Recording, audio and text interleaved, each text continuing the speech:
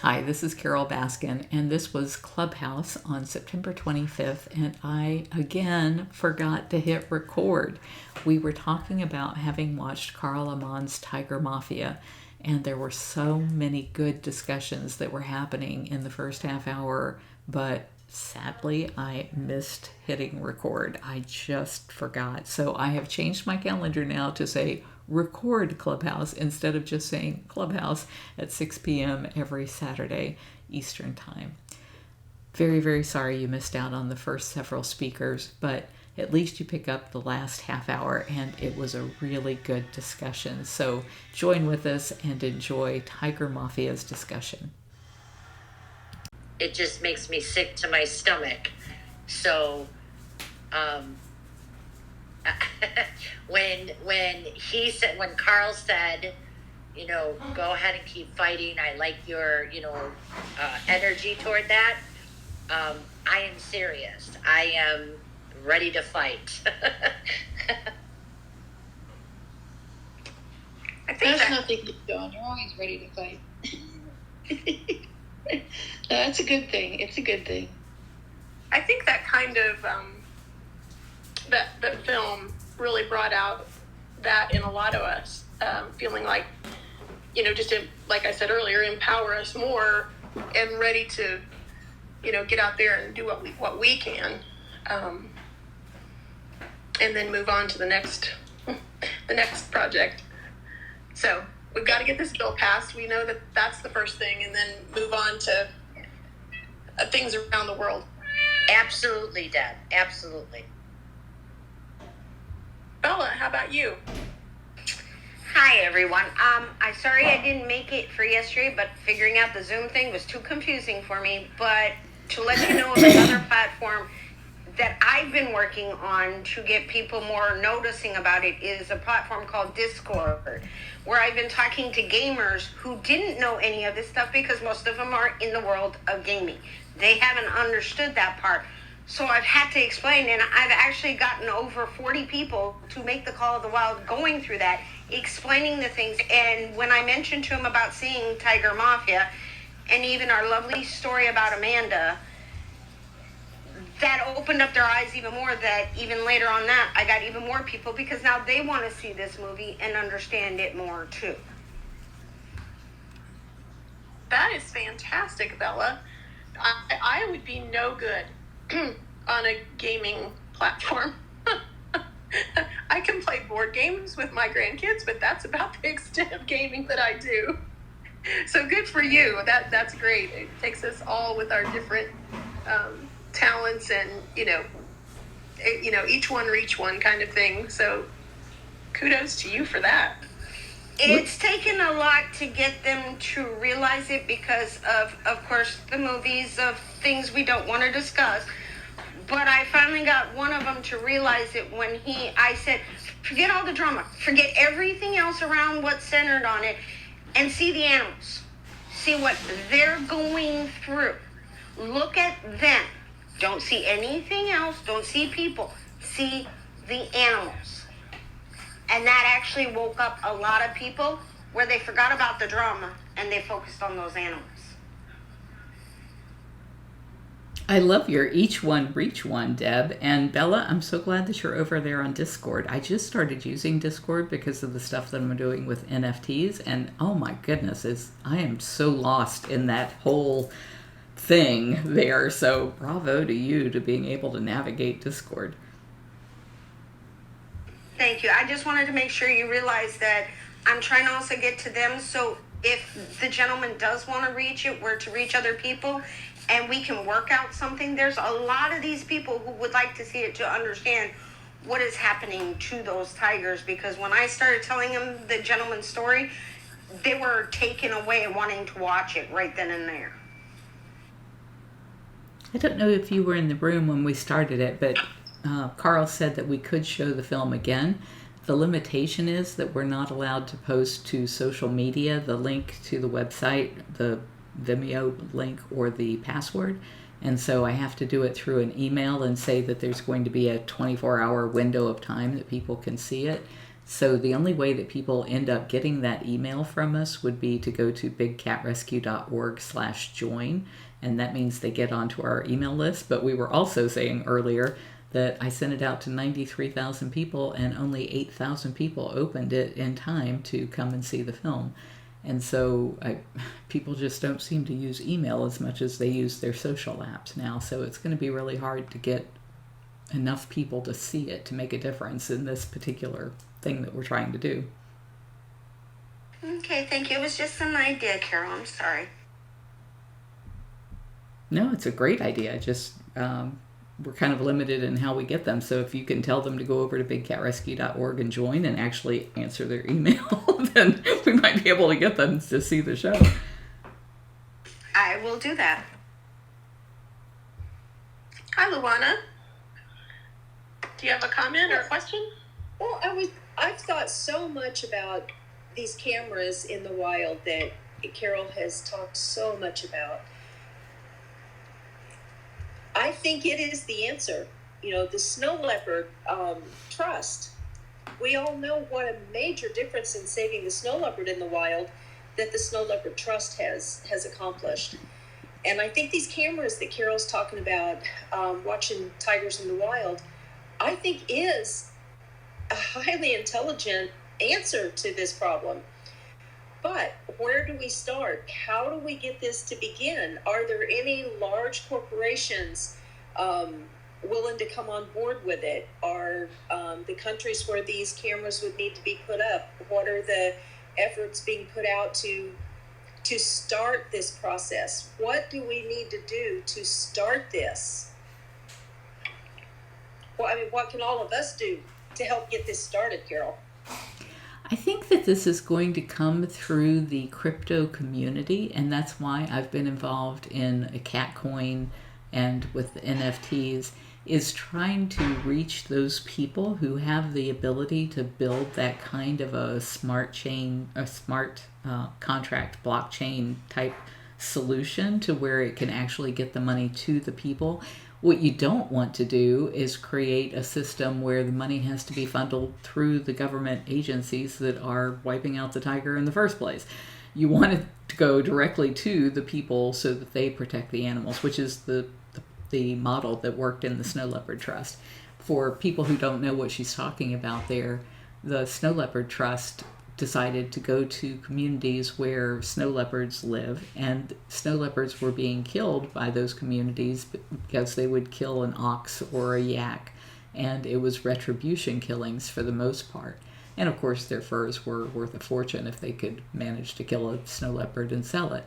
And so what the Snow Leopard Trust did was they said, we'll pay you 5 times what any other market will pay you for your products that are made out of yak wool. And these were things like mittens and hats and scarves, and later on Christmas ornaments and cat toys, which cats really love yak wool toys, let me tell you.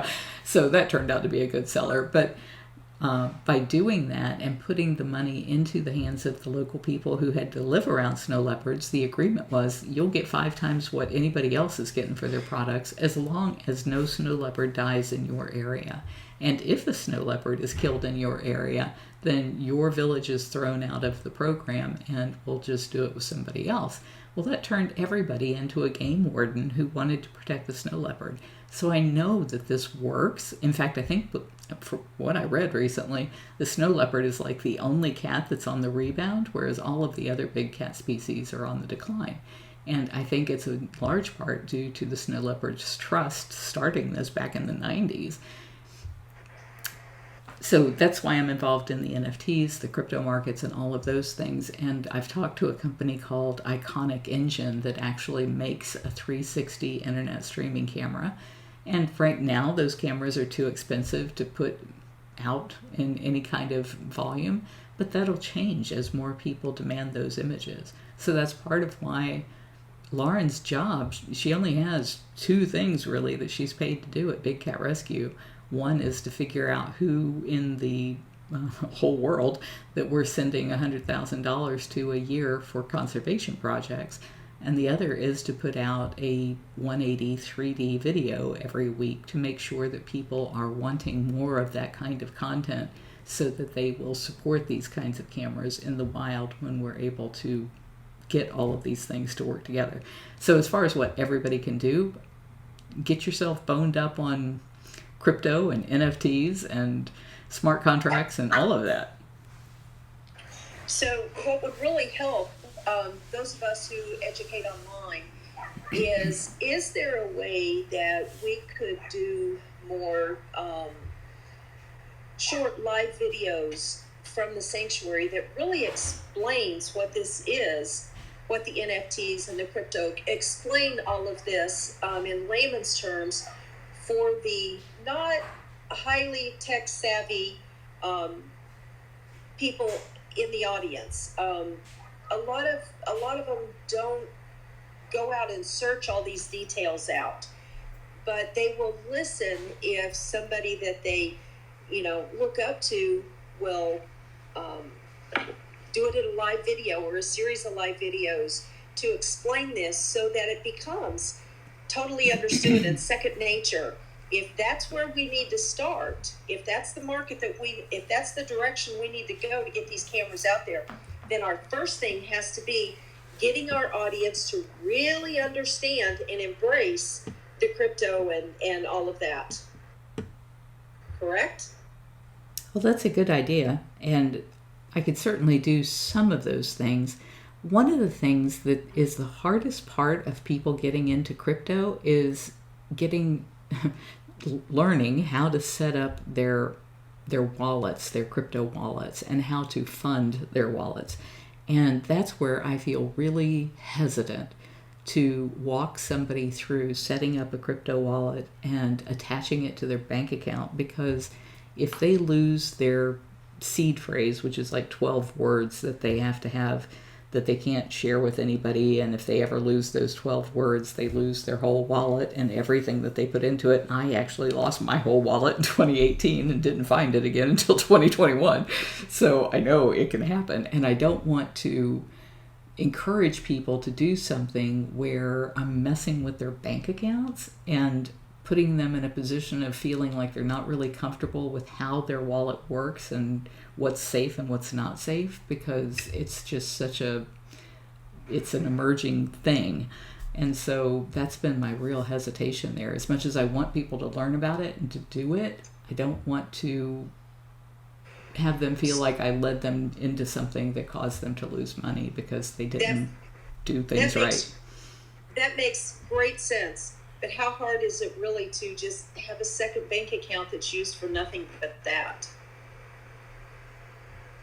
Yeah, it's a great idea. I even set up like a separate email account so that nobody could hack it. And those are all things that you have to do when you're working with crypto, because it's not like a credit card where if somebody charges your card, you can get the bank to reverse it.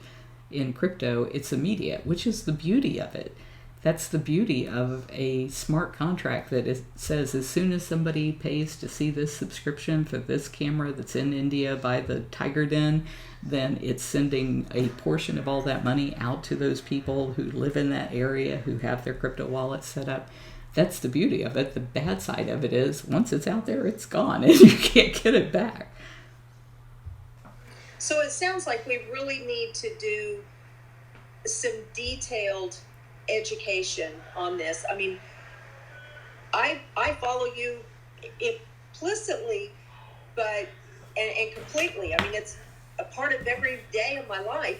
But to be perfectly honest, I've been so swamped with other things, I haven't gotten as much detail and understanding of this as I obviously need to. So I will put that on my agenda, but I also want to learn it in a way of how to teach it to others. If this is the first step toward getting those cameras out there in the wild to save the tigers in the wild, then we need to come up with some kind of a plan for all of us to learn this and learn how to teach this. Okay, I'll get off the floor now. Thanks. And, I would encourage everybody to look into it, because I find it to be just a fascinating answer to so many things that affect every part of our lives, not just the animals. Bernadette, I see that you are also a member of the true crime group that I spoke to earlier in the day, so welcome to our Big Cats room.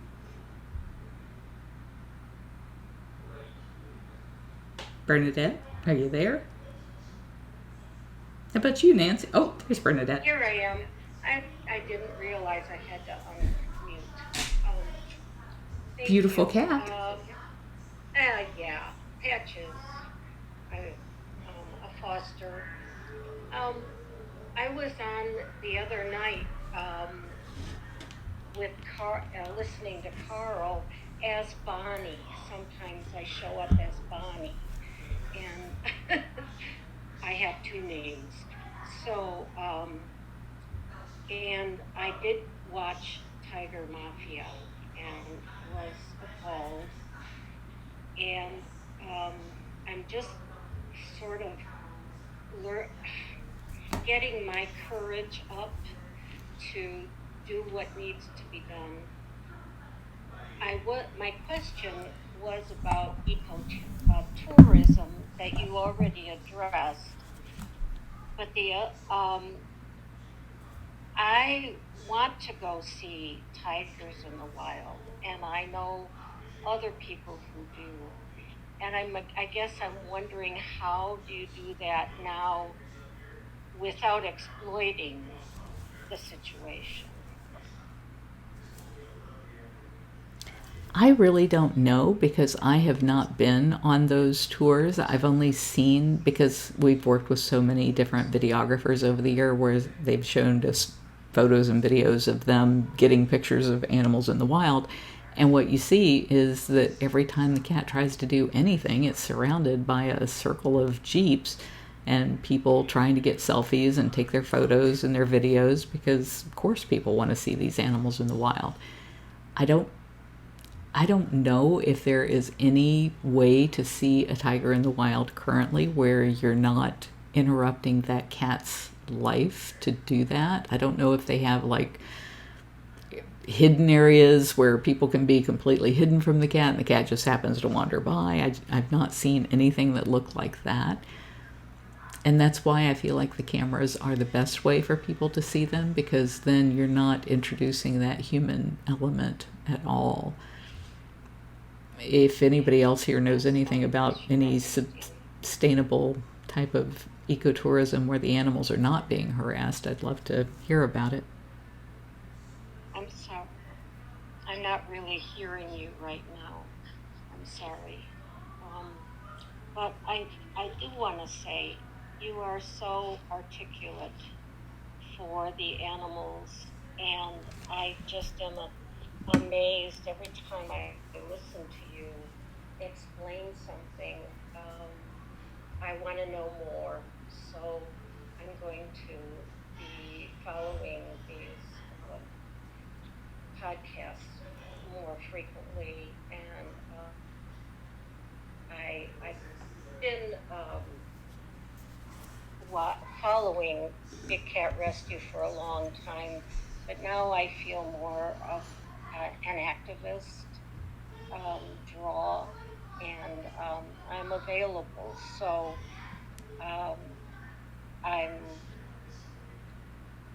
I'm working with you, and thank you for speaking up all these years for the big cats.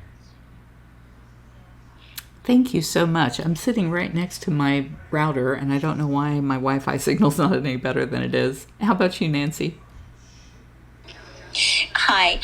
I was so glad that Deb brought up the hopelessness that some of us were feeling from that last night. I think hope is so central to everything that we do in life, just to keep that going. So I was really glad y'all had the discussion about that and the things that we can do. And Carol, I'm just so used to your optimism. You're very optimistic, very hopeful. You always have the plan. You have, okay, we do this, and then we do this, and then we do this, and that helps keep us structured and focused. And I love that. So I'm feeling more encouraged again, hearing all your comments. Bella, you're amazing. What you were doing on that site is just so encouraging and impressive, and I love, again, that Deb said that we can all reach one, or however she said it. Those opportunities just come up in the strangest ways. I had one yesterday in the break room at work and talked to a lady, and she said, "Oh, so da-da-da-da." And I said, "Yeah." And she said, "Okay." And she just immediately accepted that, okay, she had not seen the truth, and she trusted me. So, that was good. We just never know when those opportunities come up. But I am really excited about the cameras. I do think that's such a positive way to go with that, to help the people who are local there as well as the animals. So just be aware of any opportunities online or whatever. Just talk to one person. I saw where somebody wrote something negative yesterday on a largely positive range of comments about activism for tigers or whatever. But I asked her if she would present evidence to me so that I could talk with her about it, about her viewpoint on that. I don't know if she's written back yet or not, but we can just all take advantage of those opportunities. But thank you so much. I'm so encouraged from hearing everybody talk today. Thanks. I was going to say, I'd like to say one thing. All of us that feel the way we feel about animals, sometimes you do have to reach that, like, really below sea level feeling, kind of what I call it. You have to be there to act. So when my kids were growing up, I kind of just ignored those things, ignored those feelings, or whatever I saw, a feral cat or tigers in the circus. But when I allowed myself to open up to it, when Cecil was killed, and then when I met Hoover, I knew at that moment, and one of those moments was at the time when I actually stepped foot on property at Big Cat Rescue, that I was going to get involved and I was going to do something. Even Carol thought I was crazy. I was all gung-ho. I knew that I was going to be involved. So sometimes you need to get to that level to say, okay, that's it. I'm in. What do I have to do? Where do I sign? So I think all advocates at one time or another feel pushed and compelled to act. And that feeling is not always bad. Sometimes it's a good thing. So I just wanted to add that, as depressing as I sounded in the beginning. I feel like it allows me the energy in the right place, and to push it in the right place and put it in the right place. So I just wanted to say that.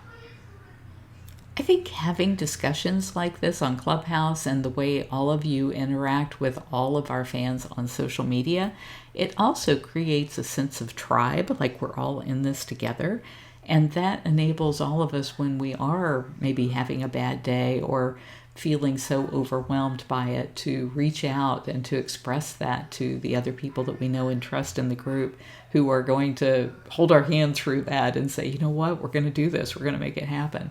And so I can't thank everybody in this room enough for being the people who are doing that for so many other people out there, because, oh my gosh, what a powerful force you all are. Nancy mentioned taking every opportunity that we get, and the back of my Jeep kind of looks like a walking billboard for Big Cat Rescue. Between my license plate holder and my sticker on the back, and not to mention the clothes that I wear. And I've had more than one opportunity to talk to people in grocery store parking lots, or, going to pick up one of my grandkids at daycare or school or whatever. People will stop me, and I think it's more out of curiosity, honestly, to begin with. But once they open the door, I don't take a breath until I get the chance to say what I want to say. And by that time, they're just kind of standing there dumbstruck because I haven't given them a chance to think about anything but what I'm in their face telling them at that time. And of course, I do it kindly, but I make sure that I take every opportunity that I get to be a voice for the cats. And for Carol and the cat rescue and whatever I have the opportunity to be a positive voice for.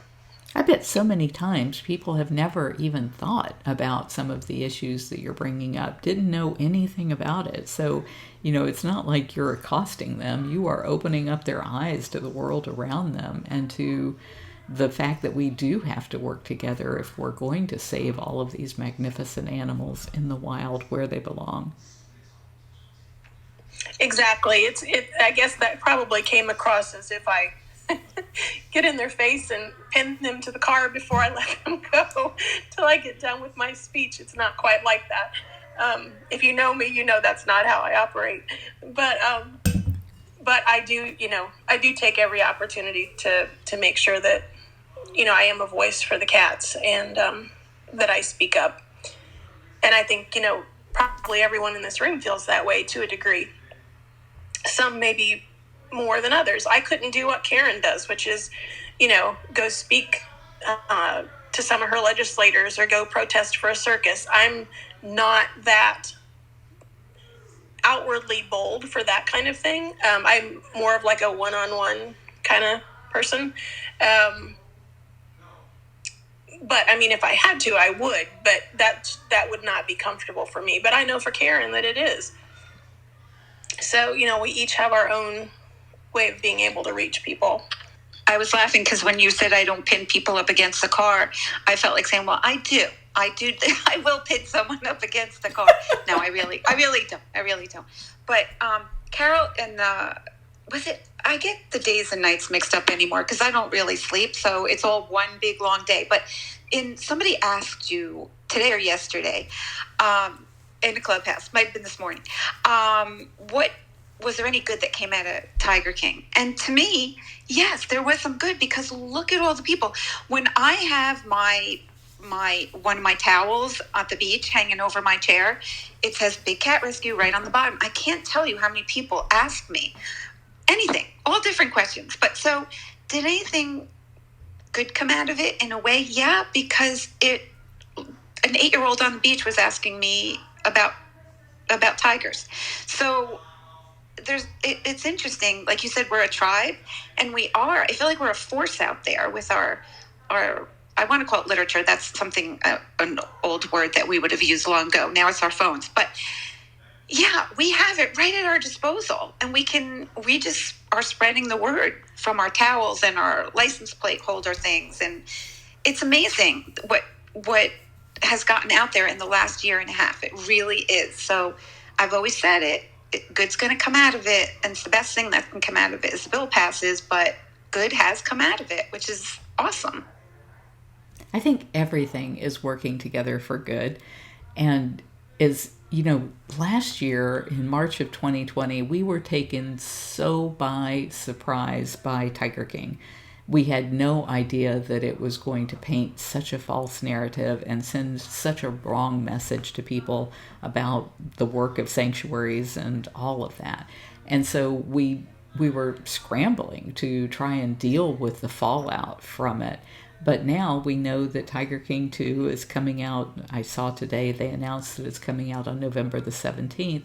And so we have learned from the past year what it is that people came away believing or falsely believing, and have been able to address that in such a way that I think we're prepared now for whatever horrible thing they may choose to do. We don't know for sure what horrible thing they may choose to do, but at least we have an idea that they're probably going to probably follow the same pattern, and we'll probably see the same kind of misinformation being spread. So we're now prepared for that and have so many more people educated and ready to hop into those conversations and to actually teach people about why we need the Big Cat Public Safety Act and to help them make a difference. I think one of the things so many people told me they felt after watching Tiger King was they felt hopeless, because the way they leave it is everybody that has a tiger in a cage is a bad person, and the tigers are going to go extinct and there's nothing you can do about it. And it's like, no, that's absolutely wrong. There is stuff we can do about it, and we need to move right now in order to do it. So I'm really thrilled that we have the kind of warriors that we have now that are so well educated that we'll be able to take this on head on. And I think also the conservation game being shown in limited places at the moment has made an impact. And maybe people haven't seen it, but I think they've read enough about it and heard enough about it to get the idea. And I think that, that is putting a better spin on the root cause of the problem. And I think it has been very helpful, and I think will be helpful whenever Tiger King 2 comes out. I've put that date on my calendar because I think I need to know when that is. So that Sleep for like 3 days straight before that, Deb, because you're going to be up a while. Yeah, that was exactly my thought. We'll have to ramp things up before then. But we've done it before and we'll do it again. So I have no doubt we will be successful. But anyway, so we are about to wrap this night up. I think Karen had one more thing she wanted to bring up, and then I will give you guys a heads up for what is coming next week, and then we will call it a night. This is a real quickie. When you were talking about the cameras out there, I just think of how many people ask on the main page if they can track those bobcats. They want to see those bobcats out there.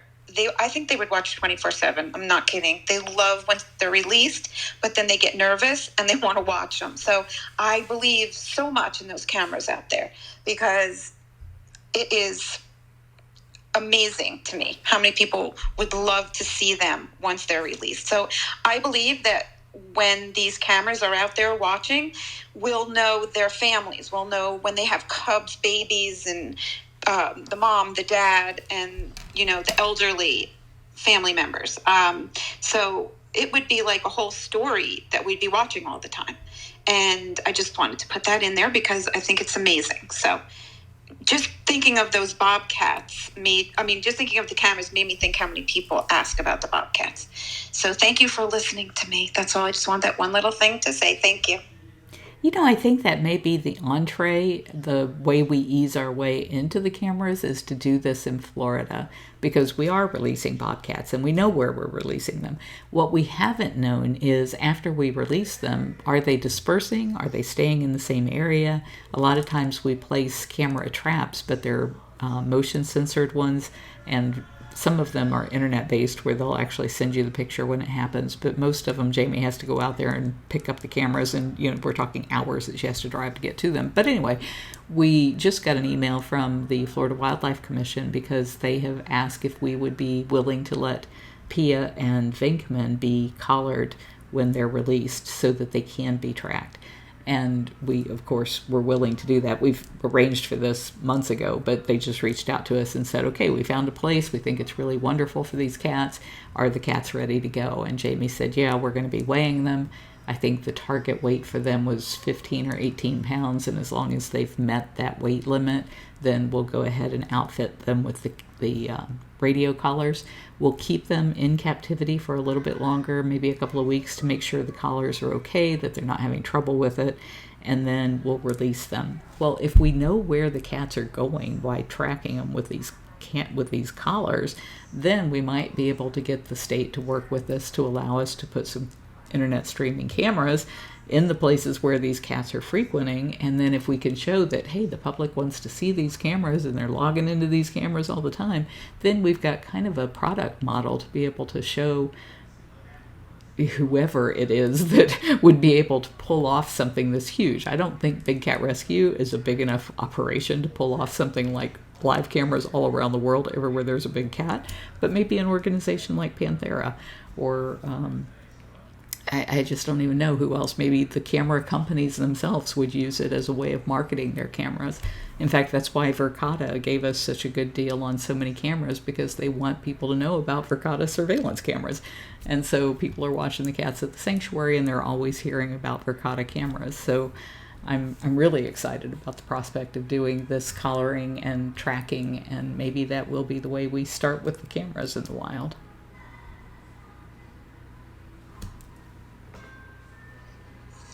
really excited for that part of the future, to see how technology is not going to do anything but get better. So that's really exciting. Well, thank you guys for joining tonight. I'm so glad you were all here. I do want to tell you that next week we have a special guest, Erin Carden, who is she wears several hats at the sanctuary. She is one of the operations managers. She is over the gift shop. So if you order anything online and it comes from the gift shop, she's probably the one that has packaged it up and sent it to you. She also is over the interns and helps, get them situated when they get there and get them in the door, and goes through that whole process with them. So she's coming to talk to us about her journey to Big Cat Rescue, and she started a number of years ago, and as I believe as an intern, I think. Am I right, Carol? I think she did. I think so. Yeah, I'm pretty sure that is how she started. So her story is a little bit different than, for example, Andy and Bridget's story, because they started as volunteers rather than an intern. So her story is different as far as how she found Big Cat Rescue and her journey through now being a staff member, holding several hats there. So she will be our speaker next week, and we have speakers lined up for a couple more weeks out yet, and but I won't tell you ahead of time. I'll make you wait. But we have some great speakers lined up coming up. So thank you guys again for joining. I'm happy that you were here. I'm thankful you were here. So next week, every week actually, at 6:00 on ClubHouse, we are here with a different topic. We're a guest speaker. If you have a topic you would like to talk about, you can let Karen or I know. And if you click on our profile picture, you will see the ways that you can reach us. And we will work and do our best to be able to either talk about that topic or get that special speaker to come to ClubHouse and speak. Thank you, everybody. Thanks for joining. Good night. Thank you. Bye. Thank you. Good night. Thank you.